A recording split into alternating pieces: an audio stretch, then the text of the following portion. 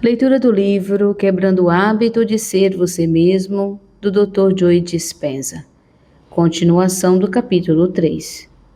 Quando o servo torna-se o Senhor. Na realidade, o corpo é o servo da mente. Por conseguinte, se o corpo tornou-se a mente, o servo tornou-se o Senhor. E o ex-senhor, a mente consciente, foi dormir. A mente pode pensar que ainda está no comando, mas o corpo influencia as decisões de acordo com as emoções memorizadas. Agora, digamos que a mente queira retomar o controle. O que você acha que o corpo diria? Onde você esteve? Volte a dormir. Eu ajeitei tudo aqui. Você não tem disposição, persistência ou consciência para fazer o que eu fiz durante todo esse tempo em que você inconscientemente seguia minhas ordens. Eu até modifiquei meus pontos receptores ao longo dos anos a fim de servi-la melhor. Você pensava estar gerenciando as coisas enquanto eu a influenciava o tempo todo e a incentivava a tomar todas as decisões de acordo com o que parecia certo e familiar. E quando os 5% conscientes rebelam-se contra os 95% que estão rodando programas automáticos subconscientes, estes 95% são tão reflexos que basta um pensamento disperso ou um único estímulo do ambiente para ativar o programa automático de novo. Então, voltamos ao mesmo de sempre, pensando os mesmos pensamentos, executando as mesmas ações, mas esperando que algo diferente aconteça em nossa vida. Quando tentamos retomar o controle, o corpo sinaliza ao cérebro para começar a nos dissuadir de novas metas conscientes. Nossa tagarelice interna apresenta uma batelada de motivos porque não devemos tentar fazer nada fora do comum, nem romper o estado de ser habitual a que estamos acostumados. Cata todas as nossas deficiências que ela conhece e alimenta e joga uma por uma na nossa cara. Criamos os piores cenários em nossa mente a fim de não termos de ultrapassar esses sentimentos familiares. Porque ao tentar romper a organização química interna que tornamos uma segunda natureza, o corpo fica um caos. A apurrinhação interna parece quase irresistível e muitas vezes sucumbimos. Acesse o subconsciente para mudar. A mente subconsciente só conhece o que você a programou para fazer. Já aconteceu de você estar digitando em seu laptop e de repente o computador começar a rodar programas automáticos sobre os quais você não tem controle? Quando você tenta usar a mente consciente para parar os programas subconscientes e automáticos armazenados em seu corpo, é como esbravejar contra um computador que ficou louco, com diversos programas rodando, abrindo janelas e mostrando mais do que você possa lidar. Ei, pare com isso. O computador nem vai registrar isso. Vai continuar fazendo o que faz até haver algum tipo de intervenção, até você conseguir acessar o sistema operacional e alterar alguma configuração. Neste livro, você aprenderá a acessar o subconsciente e reprogramá-lo como um novo conjunto de estratégias. Na realidade, você tem de desprogramar ou desconectar seus velhos padrões de pensar e sentir e, em seguida, reprogramar ou reconectar seu cérebro com novos padrões de pensamentos e sentimentos, baseados em quem você quer ser. Quando você condiciona o corpo com uma nova mente, os dois não podem mais trabalhar em oposições, mas tem que ser em harmonia. Esse é o ponto da mudança. culpado até provar a inocência. Vamos utilizar uma situação real para ilustrar o que acontece quando decidimos romper algum estado emocional memorizado e mudar nossa mente. Penso que todos nós podemos nos identificar com o estado de ser comum, culpa. Assim, vou usá-la para ilustrar, em termos práticos, como esse ciclo de pensamento e sentimentos funciona contra nós. Em seguida, identificaremos alguns dos esforços que o sistema cérebro-corpo fará para permanecer no controle e preservar esse estado de ser negativo. Imagine que você frequentemente sinta-se culpado por uma coisa ou outra. Se alguma coisa dá errado em um relacionamento, uma simples falha na comunicação, uma pessoa despejando errônea e injustificadamente a raiva dela sobre você, você acaba assumindo a culpa e se sentindo mal. Veja-se como uma daquelas pessoas que repetidamente dizem ou pensam: foi culpa minha. Depois de 20 anos fazendo isso consigo mesmo, você se sente culpado e automaticamente tem pensamentos de culpa. Você criou um ambiente de culpa para si mesmo. Outros fatores contribuíram para isso, mas de momento vamos ficar com essa noção de como seu pensamento e seu sentimento criaram seu estado de ser e seu ambiente. Cada vez que você tem um pensamento de culpa, sinaliza a seu corpo para que produza as substâncias químicas específicas que constituem o sentimento de culpa. Você fez isso com tanta frequência que suas células estão nadando em um mar de substâncias químicas de culpa. Os pontos receptores de suas células adaptam-se para poder assimilar e processar melhor essa expressão química particular de culpa. A enorme quantidade de culpa que banha as células começa a parecer normal para elas, e no fim, o que o corpo percebe como normal começa a ser interpretado como prazeroso. É como viver anos a fio próximo de um aeroporto. Você fica tão acostumado com o barulho que não mais o ouve conscientemente, a menos que um jato voe mais baixo do que o habitual e o rugido do motor seja tão mais forte que chame sua atenção. Acontece o mesmo com suas células. Como resultado, elas ficam literalmente insensíveis aos sentimentos químicos de culpa. Exigirão uma emoção mais forte, mais poderosa, uma limiar mais alta de estímulo para se ativar da próxima vez. E quando esse pico mais forte de substâncias químicas e quando cada célula se divide no final de sua vida e forma uma célula filha, os pontos receptores externos da nova célula exigirão um limiar mais alto de culpa para serem ativados. Agora o corpo exige um fluxo emocional mais forte de sentimentos ruins para se sentir vivo. Você fica viciado em culpa por suas próprias ações. Quando qualquer coisa dá errado ou entorta em sua vida, você automaticamente presume que seja o culpado. Mas isso agora lhe parece normal. Você nem tem de pensar em se sentir culpado. Você é. Não apenas sua mente não está consciente de como você expressa seu estado de culpa por meio das coisas que diz e faz, como seu corpo quer sentir esse nível costumeiro de culpa porque você o treinou para fazer isso. Inconscientemente, você tornou-se culpado na maior parte do tempo. Seu corpo tornou-se uma mente de culpa. Inconscientemente, você tornou-se culpado na maior parte do tempo. Seu corpo tornou-se uma mente de culpa. Digamos que isso deflagra um daqueles momentos de iluminação, uma epifania, e você pensa: ela está certa. Por que eu me desculpo o tempo todo?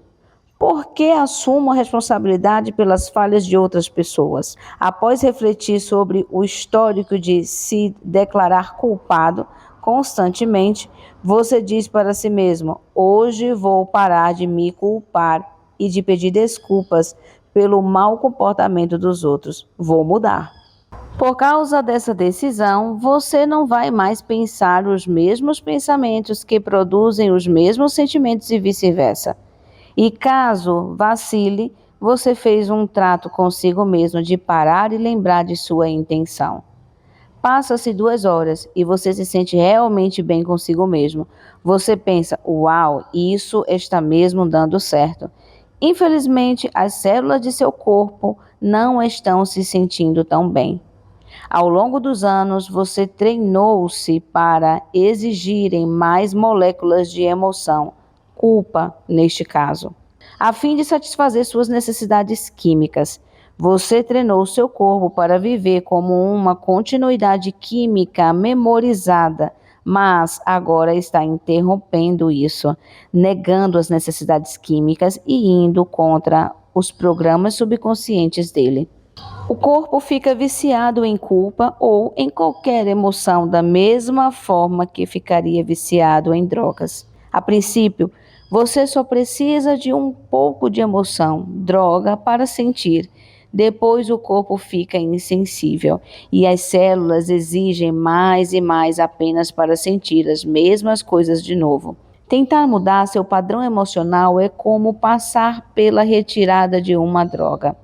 Quando essas células não mais obtêm os sinais usuais do cérebro para sentir culpa, começam a expressar preocupação. Antes, corpo e mente trabalhavam juntos para produzir o estado de ser chamado culpa. Agora você não está mais pensando e sentindo e pensando do mesmo modo. Sua intenção é produzir pensamentos mais positivos, mas o corpo ainda está muito no embalo de produzir sentimentos de culpa, baseados em pensamentos de culpa. Pense nisso como uma espécie de linha de montagem altamente especializada. Seu cérebro programou o corpo para esperar uma peça que se encaixa no todo. De repente, você enviou outra peça que não se encaixa no espaço onde cabia a antiga peça de culpa. Um alarme dispara e toda a operação é paralisada. Suas células estão sempre espionando o que está acontecendo no cérebro e na mente. Seu corpo é o melhor intérprete da mente de todos os tempos. Alteramos nossos pontos receptores para refletir sua mente. Modificamos nossa química a fim de que você pudesse se sentir culpado automaticamente. Mantivemos nossa organização química interna, independentemente de qualquer circunstâncias externas em sua vida.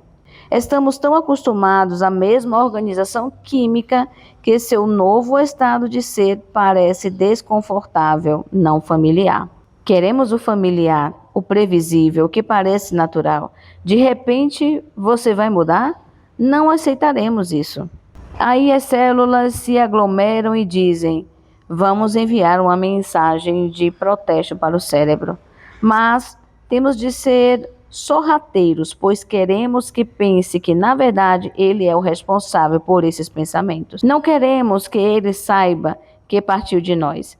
As células, então, enviam uma mensagem marcada com urgente, diretamente, medula acima, até a superfície do cérebro pensante. Chamo essa de pista rápida, pois a mensagem vai diretamente para o sistema nervoso central em questão de segundos. Ao mesmo tempo em que isso está acontecendo, a química do corpo, a química da culpa, está em um lugar baixo, pois você não está pensando e sentindo do mesmo modo, mas essa queda não passa despercebida. Um termostato no cérebro denominado hipotálamo também emite um alarme que diz: os índices químicos estão caindo, precisamos fabricar mais.